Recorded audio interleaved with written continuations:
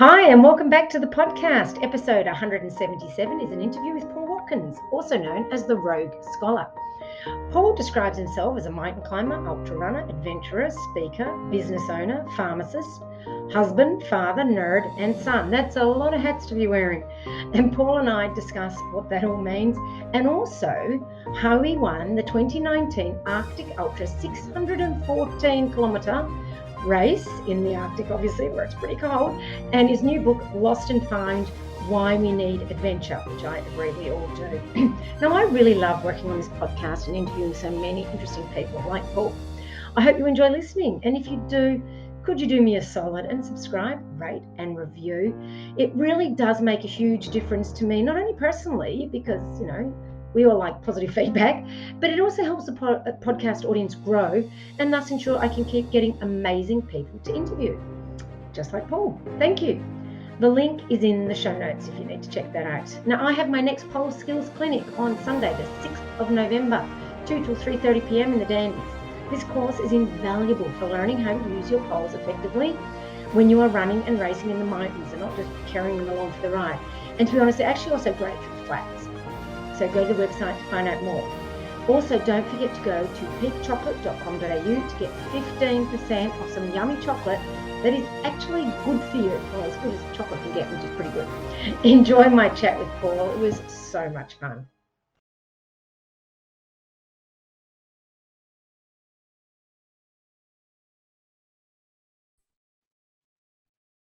Hi, Paul, and welcome to the Peak Endurance Podcast. Good afternoon, Isabel. Thanks for having me here. I really appreciate it. Yeah, no problems. I happened to see you on Instagram and I was intrigued by your story. Of course, on Instagram, you're the Rogue Scholar. Would you be able to just to kick us off, explain what that means?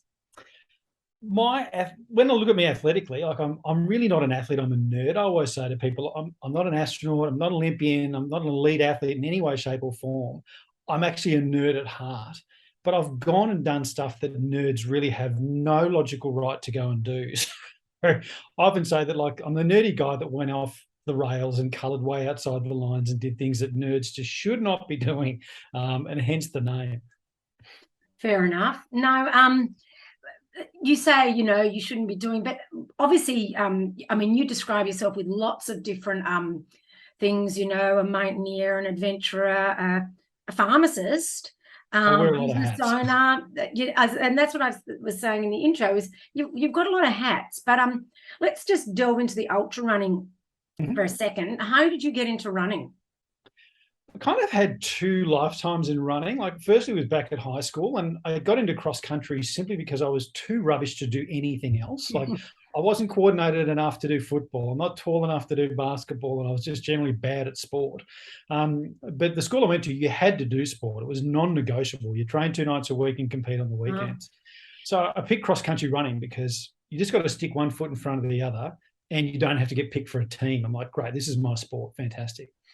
So I did that for a period of time, fell out of it when I kind of got into uni and got into business, and ended up quite unhealthy, and then kind of got back into it again when I tried to transition back into not being, the guy who had the account at drive-through at KFC and trying to actually be healthy for my life. And I got into mountaineering for a period of time and then got back into running as I was getting out of mountaineering. And that thing of going, you get back into it, you do a 5K and then you do a 10 and you do a half. What's a marathon? What's an ultra feel like? And as you let those doors open and you kind of walk through to see what's out there, you suddenly allow yourself to go off and do really ridiculous things, which is generally what I've done. Yes, and we'll get to that in a minute. Now, and I was going to also talk about how you describe yourself as nerdy. Why do you consider yourself a nerd? I think just like classically trained, I'm a pharmacist. Chemistry and biology and maths and uni, all that at school, all those things made sense to me. Like it clicked and it worked. I wasn't out kicking the footy at lunchtime. I was with the nerdy kids playing Dungeons and Dragons under the veranda or whatever. And if I had a yearbook in year 12 and it had my photo, it would have the caption, guy least likely to ever run anywhere or climb anything or do anything athletically. I was debate club, theatre club, chess club, all those things. And I really only fell into ultra running and mountaineering and those kind of things as a vehicle to escape all the rest of my life. It was really to get out of being overworked and overstressed and all that stuff. I'm like, I have to get out. I'm going to explode. Like, this is ridiculous. And just went on a really basic trek or get on the treadmill and do a little run just as an escapism.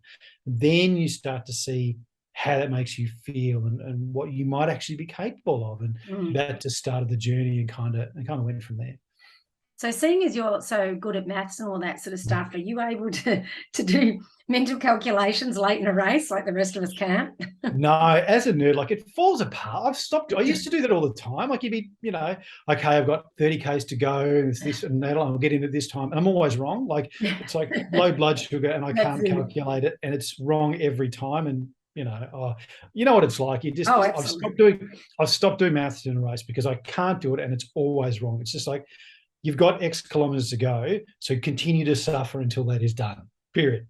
That's it, basically, isn't it? And it doesn't matter, even if you get the maths right, you've still got to suffer for that amount of time, so just do it. The miles have to get done. You see, most of them are happy because they've still got to get done. Yep, exactly. They have no respect for maths, those miles. No, or me, or my legs or anything. Part of the reason I also was interested in the interview was you've won the in 2019 the Arctic Ultra, 614 kilometers, 383 miles if you that one. I don't know which is worse, which side's longer. It was all bad. Yeah, I can imagine. Except for the last 200 meters, no doubt. So do you want to explain that to us? Firstly, what inspired you to do that race, coming like from Australia where there's like very little snow to train in? Yep. And and how you manage the training for something so cold? Yeah. So how I found that race was I'd had a fairly lengthy mountaineering background. I've been very fortunate, and I'd reached a point where I'd kind of gone, well, when you're a single guy, the risk reward profile is different. So you can go out climbing ridiculous mountains and do stuff, and it doesn't really matter that much. But life goes on. You get married, you have kids, and you're playing with chips that aren't your own all of a sudden. And I've reached a point where, I was on big mountaineering expeditions, and when things went wrong, people died. It wasn't, we're just going to climb the hill out the back here. It's like, it was serious stuff. I reached a point where, like, I think we need to hang the boots up for a while because we've pushed the envelope as far as we're comfortable to push it. And I got back into running and kind of got back into the ultras and those kind of things. And then one day, like, Facebook, just scrolling away, and I saw an article from, I think it was Outside Magazine, like top 10 toughest races in the world. Like, I'm so reading this. Like, I'm going to read every word of this. It's total clickbait. And I came across this race. It was 66:33 Arctic Ultra. And like within 30 seconds of reading it, I'm like 9 pages deep on Google backgrounding this race and who's done it, what's it like, and what goes on and all that kind of stuff. But what really attracted it to me was firstly where it was. Like, at that stage in my mountaineering career, I'd climbed on all 7 continents. I'd had a season in the Antarctic, like, you name it. I've been everywhere, but I hadn't been inside the Arctic Circle. And this race, 90% or 95% of it's inside the Arctic Circle. So that was really we can tick that box. And just the ridiculousness of it, like 600 plus kilometers. It had an attrition rate of 80%. Wow. They had the first 7 years, only 11 people got to the finish line. Like, it just, if you're on the start line, there's 5 of you, 4 of you aren't getting anywhere. Like, you're not going to make it. So just the sheer concept of going and attempting something like that really appealed to me. So I read the article, spoke to my wife, and then signed up. And take my money. I want to go do this. And that was 2016 to go and do the race in 2017. And I did all the right things, like, trained for a full year. Like, I had great cold weather experience. Like, on paper, I was a great candidate. Like, I should have all the boxes ticked for the ability to do this. And then you go there and your experience is absolutely and completely worlds apart from what you're expecting. Like, it's okay to read on paper that it's going to be minus 30 or minus 40. And I've spent time in minus 40. Yeah. But when you're in that and you're racing, and I should clarify, this is not a stage race. This is a single stage race. Like, they put you on the start line. They point you north and they go, 3, 2, 1, go. You've got 200 hours plus and you've got 600 kilometers to go. See you at the end if you make it. Bye-bye. No support crew. You get a couple of drop bags. There's a few checkpoints. And the checkpoints, they offer shelter from the wind and hot water if the winter mixed fuel didn't freeze and we can't give you hot water. That's it. And the shelter from the wind might be a school hall, it might be a trailer, might be not much at all. And that's it. And if you want to sleep, you sleep in the snow. If you want to eat, you eat whenever you want, and away you go. So I went out and headed out, and I made it halfway, about 250 plus kilometers into this race in 2017. And I had made absolutely every mistake in the book. Like, you name the mistake, I made it. And I reached that point and I was frozen, I was starving, I was hallucinating, I had slept, everything was wrong. Most of the race had already been knocked out by that stage anyway. We started with 25 and we're already down to about 6 or 7 by that stage. Wow. And I had to pull the pin. Like, I was going to die out there. There was just no point going any further. Like, I did the maths. There's no way I can make it to the finish line in time. The cutoff is really hard. Like, they're like, we don't care if you're 10 meters from the finish line. The clock hits 0, DNF, goodbye. I just knew that it was just going to end really badly for me. So I'm like, I couldn't. I rang my wife on the sat phone, bawled my eyes out. I can't do it. I'll let you down. I'll let the kids down. It's a disaster. She's like, come home. Like, it's done. It's okay. You gave it your best shot. You found your limit. Come home. Well, I did, and I came home. And then you come home with your little battered body and your bruised little ego, and you have to kind of piece it all back together. And I often talk to people like this. It's like, you reach that point where you're like, well, that's a chapter. And you can close a book and call it done. Or you can say, you know what, I came away with that with a failure. Like, it was a DNF. Yeah. But I have new tools. I got a lot of experience and a lot of knowledge by going out there and just screwing it up completely. Yeah. So I have that knowledge and that experience now. So I took that and said, you know what, I want to take those tools and I want to write another chapter.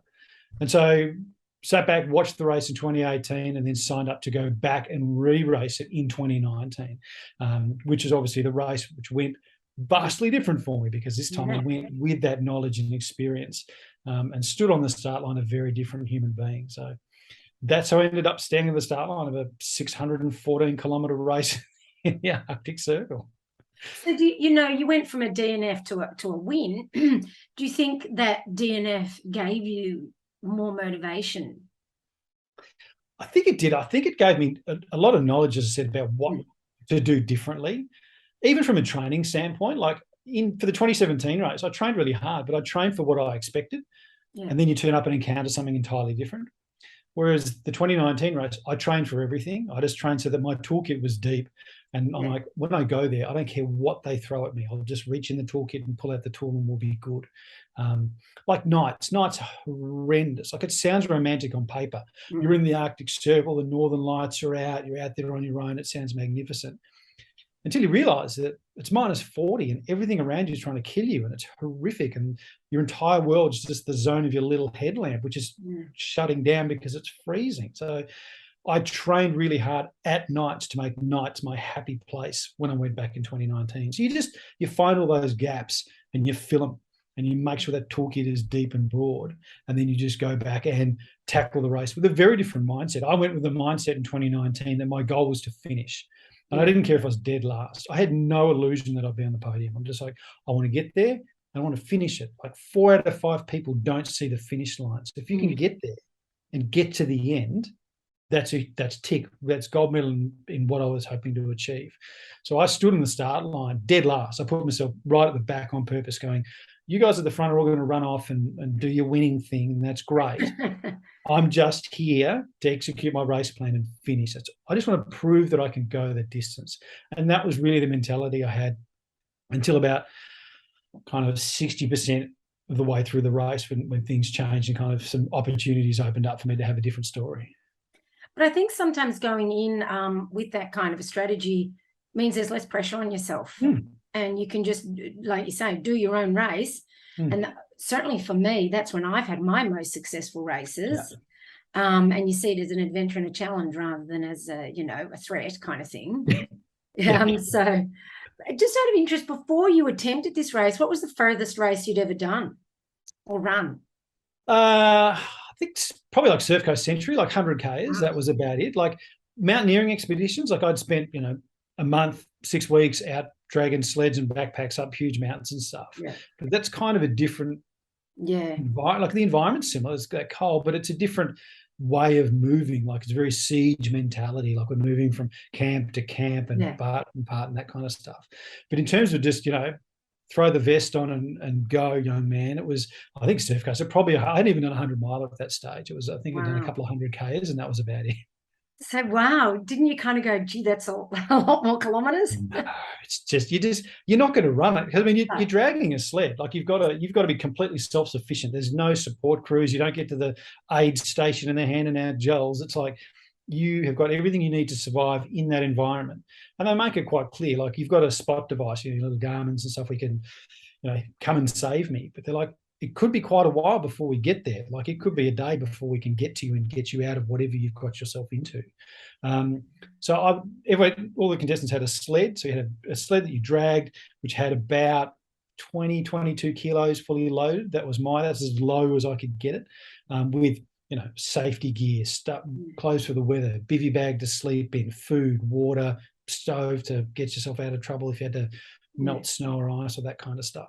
So in your head, it's like, oh, you've got all these hours and you don't have to run. You just have to move quickly. Like, how hard can that be? But then you realize that you do the maths because you're a nerd. And you go, I only have to do like 4 or 5 kilometers an hour. It's like walking. But then you realize that you have to do that, through ice and snow with the sled. And it's not each hour, it's every hour of the day. You have to do that 24 hours a day, 7 days a week for more than a week to get to the finish line. And then the maths gets different because it's like, well, it's not 4 kilometers an hour, it's 4 kilometers an hour average. Oh, you wanted to sleep for an hour today? Well, now you've got to back that in, and you kind of, all of a sudden the maths gets really different. And, oh, you didn't realize that the wind would be 100 kilometers an hour and that moving is actually really, really hard. Well, the maths changes again. So it's that thing of going, on paper doesn't actually sound that bad, but when you get there, it's actually really bad. So can I ask, like, if you had to be self-sufficient, how did your head torch, how could you recharge that? What did you have to recharge it? You use lithium batteries for starters because they handle the cold a lot better. Yeah. And you take a lot of batteries. So you would have, and just simple tricks, like you couldn't have like, your rechargeable ones, like, your head torches where you can plug them into your USB and charge them up because they just die in an hour in the cold. So you'd have your head torch with a battery pack, and the battery pack would go in the armpit or it'd go down your pants or wherever is warm enough on your body to extract the longest life out of the batteries. And you had enough batteries to get you to your next drop bag. So you had a drop bag at about 200 kilometers and one at about 480, 500 kilometers. So you would have extra batteries in there and whatever else you needed. So it was a case of going, okay, it's going to be dark for about 12 to 13 hours a day. How many batteries I reckon I'll go through? Have enough spares? And there's I enjoy the logistics of planning that out. How much food do I need? How much water do I need to make enough freeze drieds to eat enough calories to get to the checkpoint, blah, blah, blah. So I enjoyed that kind of, I nerded out on that kind of stuff. So you had to bring your own water? Yeah, so you had to either bring your own water or the ability to make your own water. So as part of your mandatory gear, you had to have a stove where you could melt ice or snow. Most of us, in my mind, using the stove was just a disaster scenario because you had to stop. As soon as you stop, you're getting really cold and you've got to light it. Lighting it's a nightmare because everything's frozen. Like I watched some of the athletes actually put firelighters around the little gas canister and light the firelighters to warm the canister enough to get the gas to move just up enough so you could light the damn thing to start. It was horrible. So I carried enough thermoses with enough water and had a race vest on that I would fill at each checkpoint. So you fill your thermoses, put boiling hot water in your race vest because then it was against you and kept you warm, put like 9 layers over that. But then I had enough water that would get me through to the next checkpoint. And then you reload and repeat the process and do it all over again. Sounds like so much fun. It does, doesn't it? Why wouldn't you go? I know. I was just thinking, I'm just dying to go. Sign up now. Yeah. I mean, I've run in like negative 20 degrees when I was living in Canada, but I found my eyelashes got frozen. I couldn't open my eyes. Were you having to wear goggles and that sort of stuff? Yeah, how's this for funny? So the 2017 race, one of the things I didn't realize is when you cover up with a buff and all those kind of things, if you wear glasses, your glasses fog up. Yes. And then the fog actually would freeze. So you'd have like little tiny icicles. So I couldn't see. And at night it was really bad. And it got to the point where I gave up. So I took my glasses off because it was so pointless. So I'm now wandering around in the Yukon trying to figure out where I'm going with like short-sighted me, can't see a thing at night, trying to figure out what it was a disaster. So 2019, I learned I had ski goggles and I had prescription lenses shoved in behind the screen of the goggles. So they were away from my face enough that they didn't fog up, but I could see. So I'd had these ski goggles on like 24 hours a day, just so I could actually see, but not fog up and not have all those kind of issues. And what about, you talked about having a bath, but like I also find in that kind of cold that, the moisture coming out of your mouth would freeze, and then I'd be like, oh, I can't breathe. What did you do to counter it? And then you pull it off, and then it's like, no, I can't breathe again because it's so cold. What did you do? Well, see, I have an advantage over you in that I can grow a beard. So you get a beard on, and then it just pushes I got a big bushy beard up, and it just pushes the buff off enough.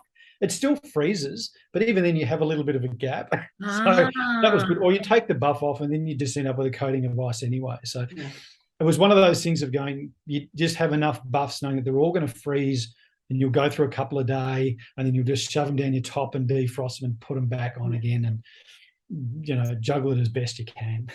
Yeah.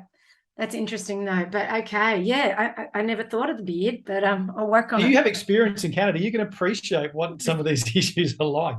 Absolutely. I mean, not quite as bad. And I had the option just to go home. This is terrible. I'm going inside. Like when my eyelashes stuck together and I couldn't see anymore, that's when I decided to go home. So that's the warning sign. Yeah, generally. So like, what sort of food did you have? Because if you weren't using the stove too much, because obviously it's a hassle, what did you eat? Did you have to eat bars and horrible food like that the whole time? Yes. So what I learned the first time is that, like 2017, like I took Cliff bars and all those kind of things, which in theory is really good. Like a rock. Yeah, I got them out, like they're in your bag, and the bag's in your sled, and your sled's attached to you, and you're outside and it's -40. So you get your Cliff Bar out, and it's like a house brick. Like you can't eat it. Right, nah. So the first attempt I did, I starved because I couldn't eat. I didn't have the right food. I just prepared it poorly. I didn't understand the mechanics of how it would work. And I dropped 1 kilo a day, like racing that thing. Even though I was trying to, and it was just a disaster. So 2019, when I went back, I had similar food, but what I did is, before the race, I sat in my hotel room for a whole day. I went out, bought all my food, figured out the calories in everything, had my little pocket knife, cut everything up, and then bagged it into 1,000-calorie bags of like homemade trail mix.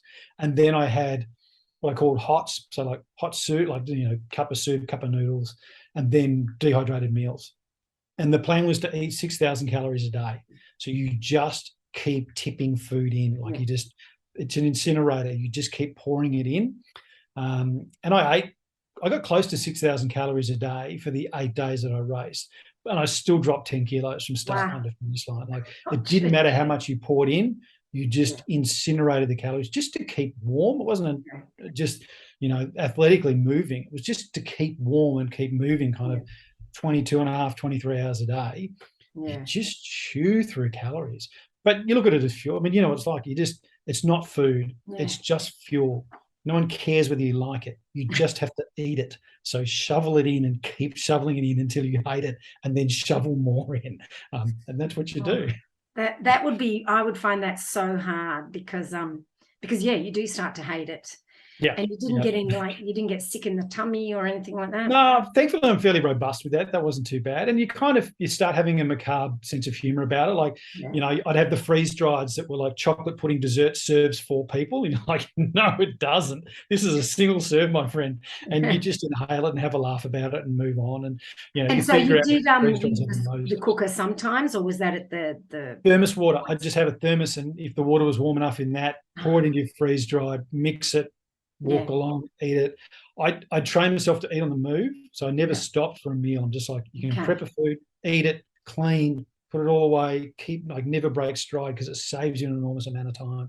So I would just eat trail mix, a cup of soup, then some noodles, then a freeze-dried repeat process, and just do that every hour. Like, just, we've got to have something, and we've got to have something, we've got to have something. We just repeat.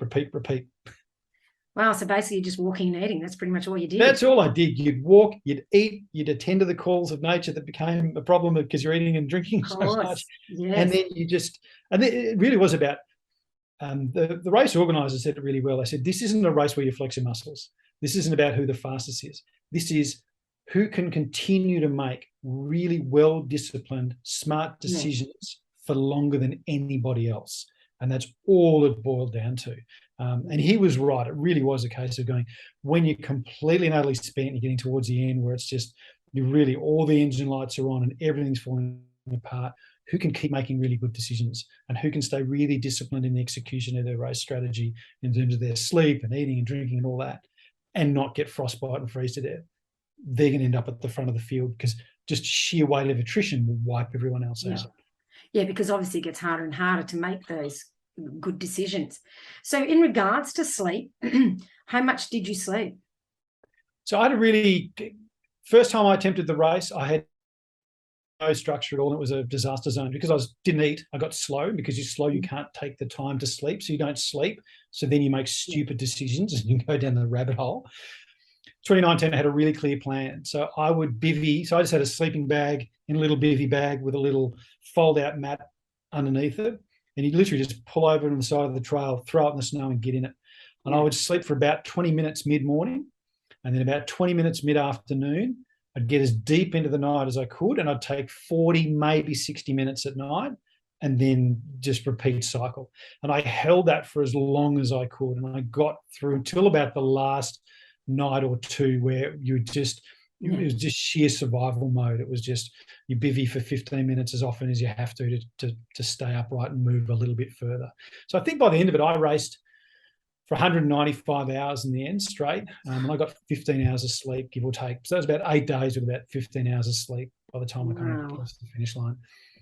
And I was a mess. Hallucinations were rampant. You have no idea what's real and what's not. No. Yeah, I can imagine. Wow. And when you would hop into the bivvy, was it like, were you warm enough?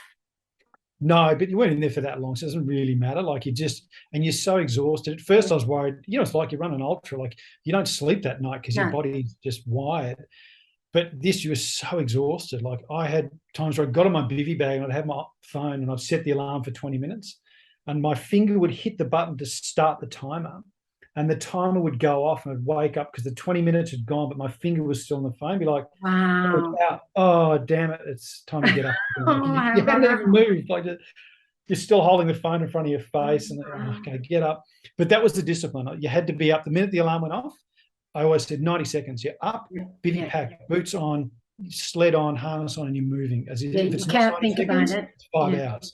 So it's got to be 90 seconds. So that was the discipline of you got to keep moving, you got to keep the pace. I mean, I guess that's partly survival as well, isn't it? It's just damn cold. Like it's minus 40. You don't want to get like you get your shoes on fast because it's real cold. I can imagine. Oh, and being in that environment for 195 hours is very extreme. It's the day and night thing. The fact that there's no stages. It's go. See at the end. Like Martin, the race director, said, one of three things will happen when we say go. Like you'll either run out of time, you'll run out of land, like when you run out of Canada, stop, or you'll just run out of will. One of those three things will happen. And he said, for most of you, will run out of will. A few of you will run out of time, and one or two of you will run out of land, and you'll finish. And that's it. How many people finished the year you won it? 5, I think, finished it. We started with about 25, 26, I think, that year, so that's a pretty good finish rate. Like they've had years where no one finishes at all. They've had multiple. So they've run it for 10 years now, 11 years, and there's only been 7 winners because there's been so many years where just no one made it to the finish line at all. And they had a year where a Romanian guy won it and then came back the next year and won it again because he wanted to set the course record. So they've had a year where they've had the same guy win it twice. So were there any women? Yes, the course record, the original course record, is held by a woman. Mimi Anderson from the UK. So she's amazing. So Mimi was on the support crew, like the medic crew, the year that I won. She's amazing. She holds the course record for the original long course. The course used to be 580 kilometres. It's now 614.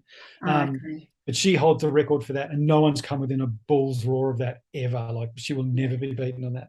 But for the new longer course, it's held by a Romanian. But yes, there were a couple of women, and Hayley from the UK was one of the finishers in 2019 with me. Cool. So yes, the record is held by a woman.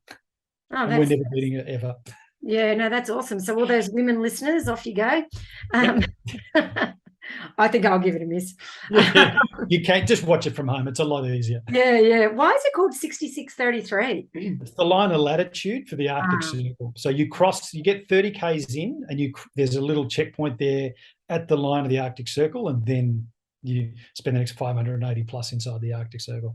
Okay. Of course. I should have known that, shouldn't I, really? No one knows that ever. Okay, that's all right. I don't feel so. And no one's ever heard of this race. Like I didn't do it because I'm like, oh, people will go, that's amazing. It's like, it's not UTMB. Like no one's heard of it ever, and probably never will. But it's like, that's not why I did it. That's no. Well, I was just watching a video about the UTMB last night, and it was like, even like 20 kilometers in, people were still having to wait for bottlenecks of people. I'm guessing you didn't have that happen. No, well, that's the interesting part of it too that I really liked, and it freaked some people out. But I like the fact that they said within the first few hours, you'll see the person in front of you and you'll see the person behind you.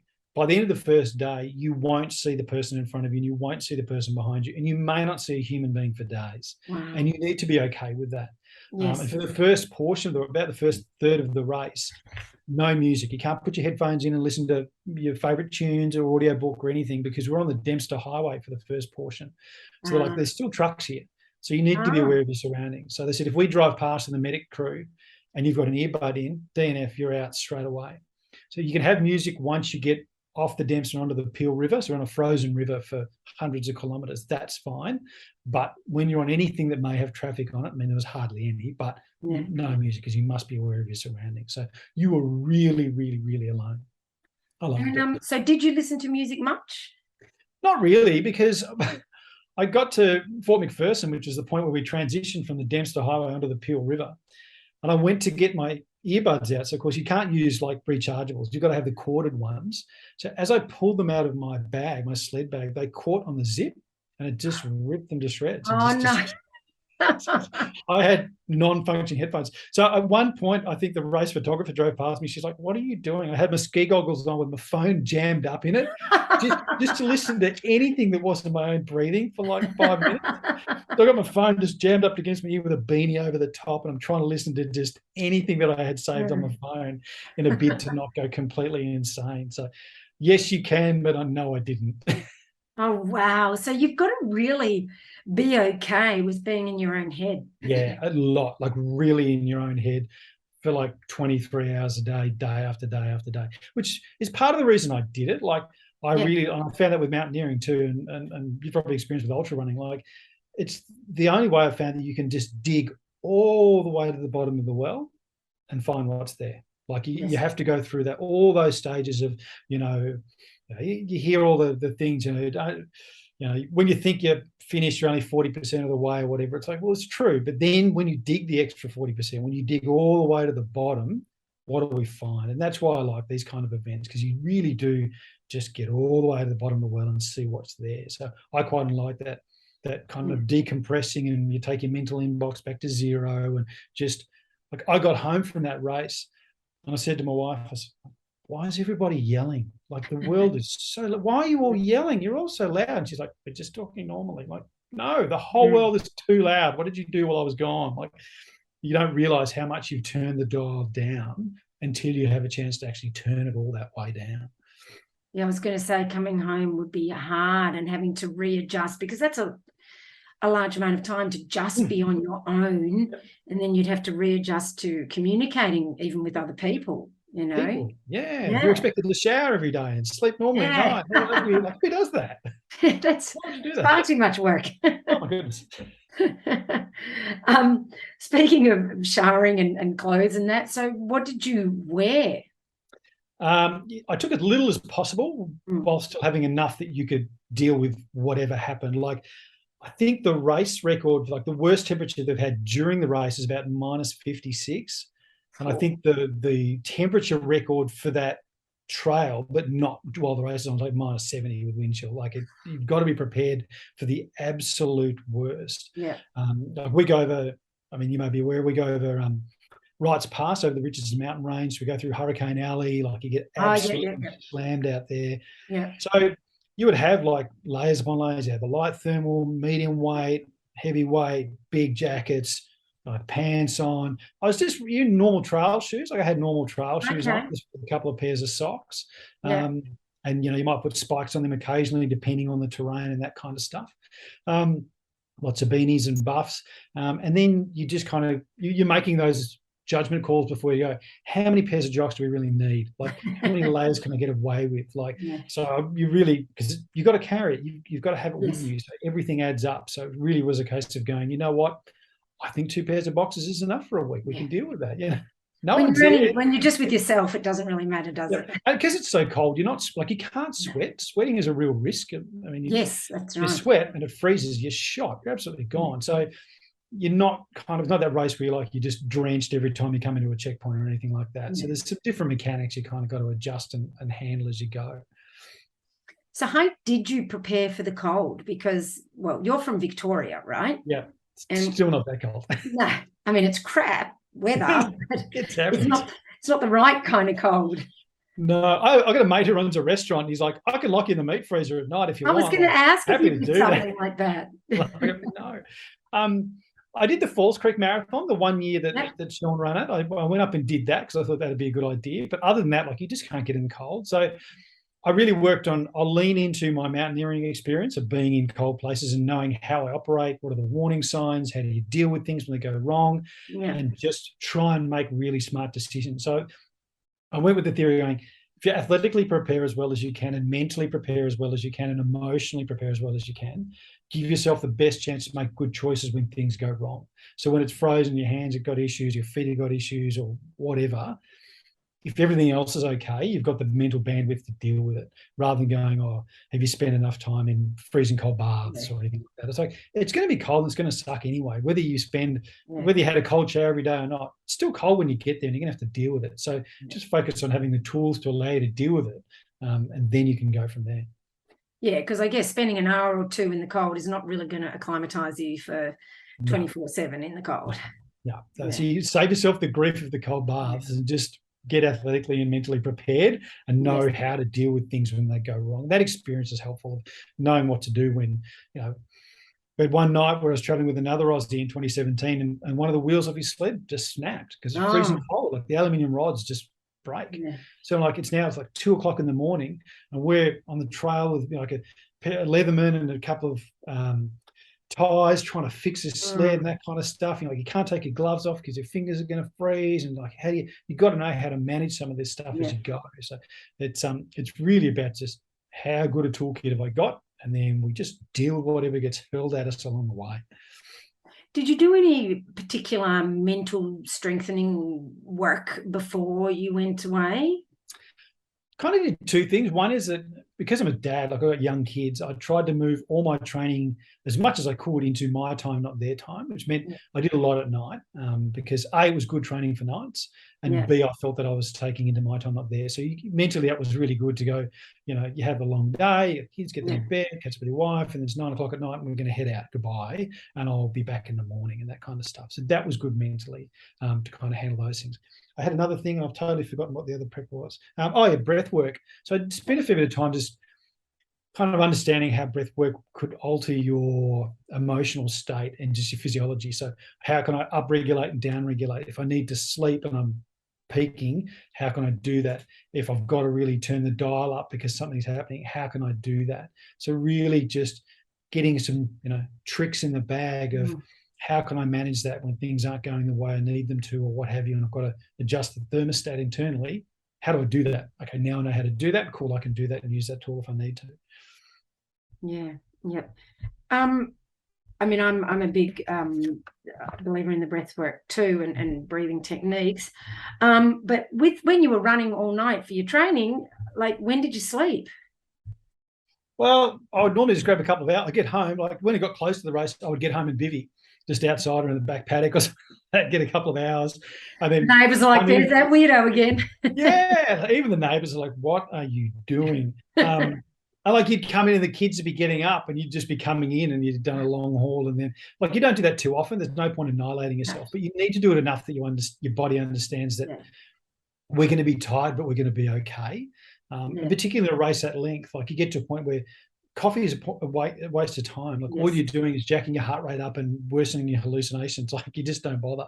So you just have to be able to function really, really tired, and get that autopilot of the legs don't stop moving no matter what. So you'd adjust. Yeah, that balance of I need to push the envelope, but I need to recover, but I need to push the envelope, and I need to recover, and just making sure you thread the needle as best you can to turn up in the best shape that you can. Yeah. It's a tough line to walk, that one. It's brutal, yeah. You never know if it's right until it's over. No, that's it. And what did your kids think of it all? Their kids are great levelers. Like when I came back in 2019, so at that stage, my eldest was 4 and our youngest was 2. And like I came home and like I hadn't seen them for a couple of weeks. Like you've won this race, all that kind of jazz. And like you've flown into Melbourne. It's a 3-hour drive home. And I finally get home and I'm like, boys, I'm home. And they're like, hi, Dad. You know, like, is that it? Like they're just like, did you not notice my absence?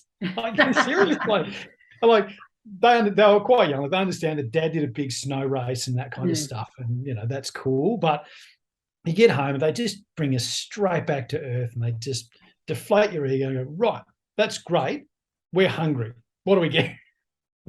And you're like, I'll tell you about hunger. Yeah. I'll tell you about cold sunshine. Don't you tell me it's too cold. Put your shoes on. So they were young and it was great. So yeah, just wait till they're teenagers. They'll care even less. Yeah, thanks. Yeah, that's really helping me. And what was your recovery like after such a grueling event, especially because you lost so much weight? Yeah, long. And the other thing that happened was because you're dragging a sled, so you've got a full harness on. So you've just got that little bit of forward flexion 23 hours a day. Yeah. It got to the point where eventually the nerve, like the muscles along the spine and everything, just they tighten up. And eventually got so tight, it blocked nerve transmission. So by the last day, I couldn't feel anything from kind of the top of the back of my neck to my butt. Like everything was just, when you get like pins and needles when it's really numb. Yes. The whole thing was numb. And I said to one of the medics, I'm like, is this okay? Am I going to die? Like, what's going on here? And he's like, totally normal.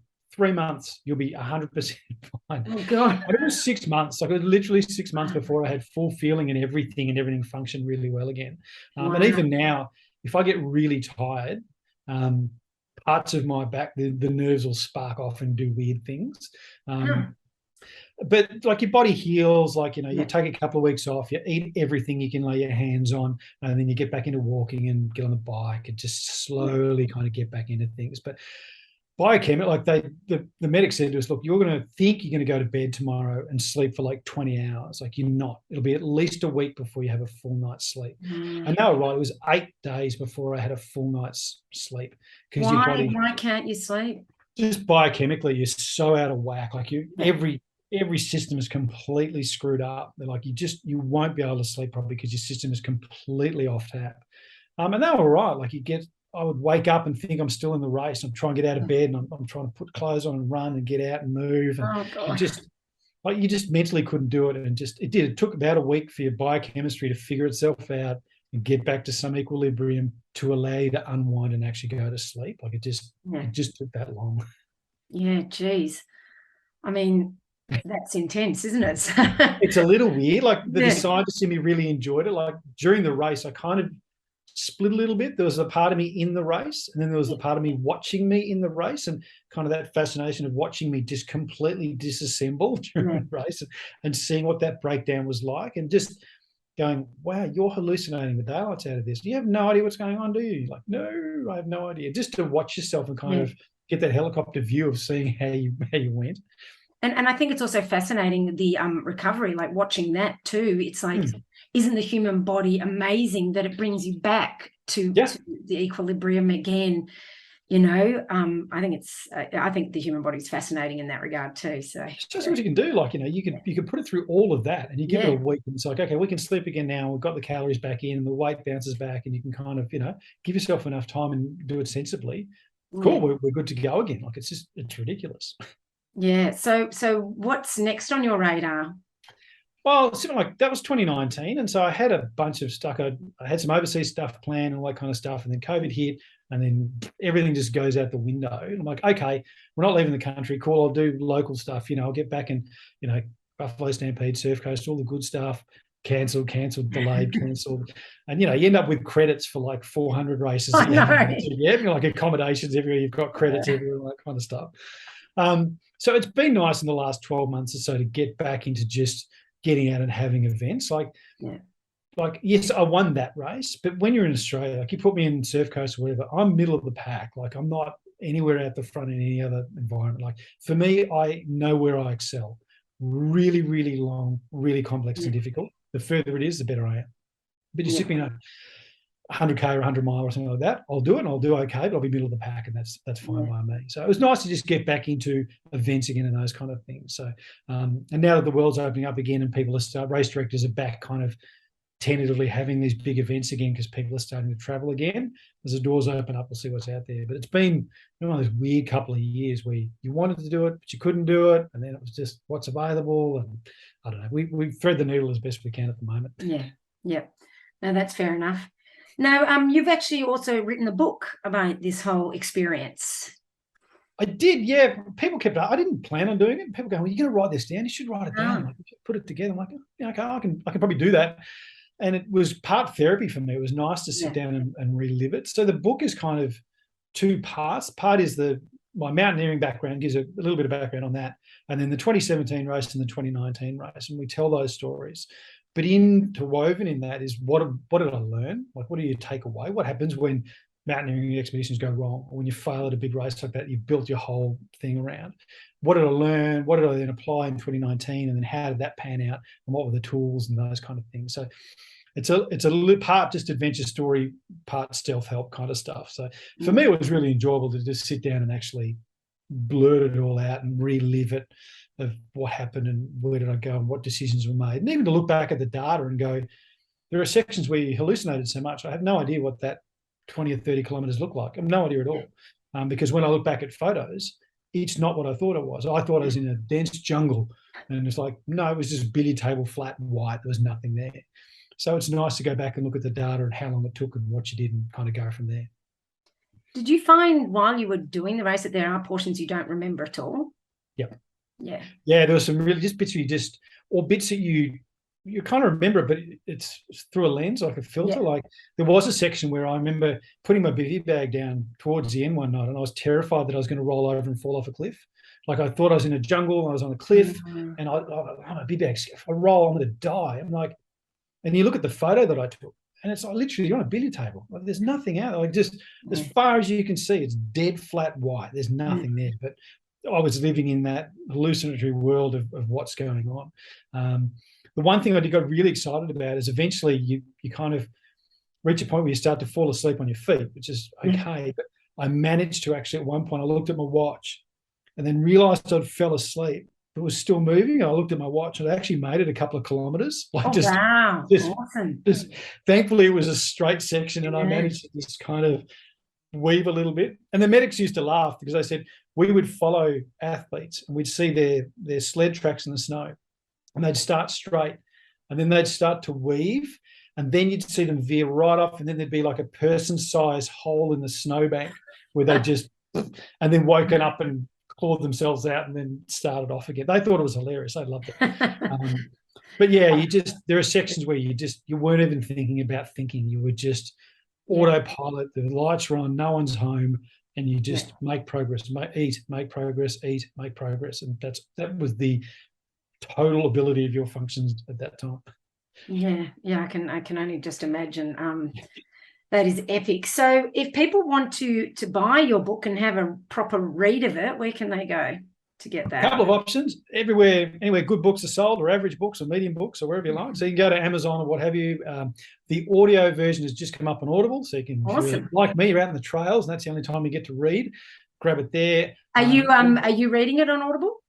Yes, I read it myself, Cool. Which was kind of weird, locking yourself in a small room for like 7 hours or 8 hours and just talking to yourself. Sounds a lot like the race. Yeah, a little bit. I actually self-edited the book as I went. Like I'm reading it going, that sentence doesn't read right. And I would just read it differently to readjust as I went. So yes, it's me reading the books. You can get it on Audible, find it on Amazon or wherever you like, or on my webpage, paulwatkins.com.au. There's a book page there and you can grab a copy and I'll mail it myself to you. Woohoo, that's good. Well, I'll put some links in the show notes for your book. Thank you. So that'll be good. And where can people follow you if they're interested in seeing what you're up to next? Yeah, look, you can find me on, as you mentioned before, the Rogue Scholar on Instagram. I tend to be a little bit more lighthearted there, so it's more pictures of me doing stuff in places. You can find me on LinkedIn under Paul Watkins on LinkedIn. I tend to be a little bit more serious there, so a lot of my writing, my blog pieces, and those kind of things are up there, or my website, which is a link to. That'll be awesome. You'll find my blog page there. So I do a lot of writing and stuff and pieces on there. So whatever your flavour, you'll find me out in the socials and those kind of things. Excellent. All right. Well, thank you so much for joining us today to let us know about the race. That is just such an amazing story, and I'm jealous of you from the point of view of it sounds like an awesome adventure, but I wouldn't really want to do it. See, that's because you're smart. You know? Yeah. All righty. Well, thank you so much. My pleasure. No worries. Bye.